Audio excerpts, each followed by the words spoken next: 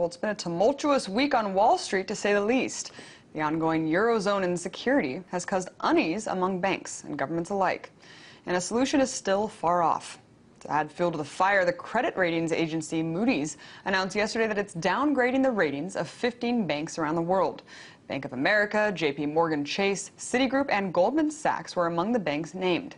This downgrade could lead to banks to post billions of dollars in additional collateral and curb their ability to trade derivatives. But many argue that these banks have had months to prepare for these cuts. RT's Moscow's Tabang Mostay spoke with Max Keiser, host of the Keiser Report, as he broke down some of the possible motives behind the bank downgrade, as well as the global implications. Look, the banks are dead. You know, there's a famous Russian short story, The Death of Ivan Ilyich, about a dead man who hears everyone talking around him. And that's what we're talking about when we're talking about the global banks. They're dead. They're corpses. No amount of aerosol trying to make the stink go away is going to change that. That's what Christine Lagarde and these other folks at the IMF have failed to come to terms with. There's a huge problem in the banking sector. In their core, they are as dead as a corpse. Dead as corpses. This all comes after Europe breathed a sigh of relief over Greece, which formed a pro-bailout government after weeks of uncertainty. What do you make of the timing?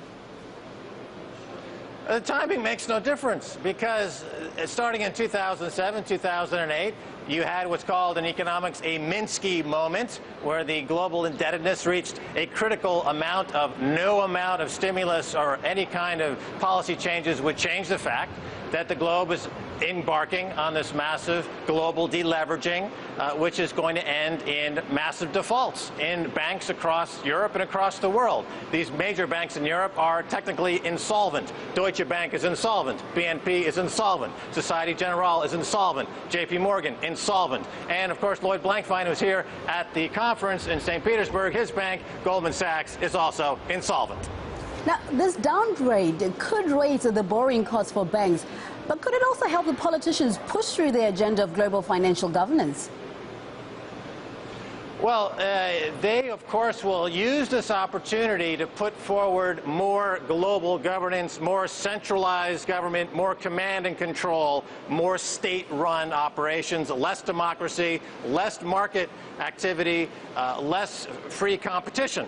So all of those things are being displaced by state-controlled, command and controlled, bank and fascist relationship with governments, and that's growing to the detriment of people in Greece who are now suffering the real consequences. People are dying in the street. They can't afford health care. They can't afford food. That's the result of this incredible kleptocracy that has destroyed the global banking system. And nobody, particularly in America, particularly Barack Obama and his administration, are doing anything about it. That was Max Keiser, host of the Keiser Report.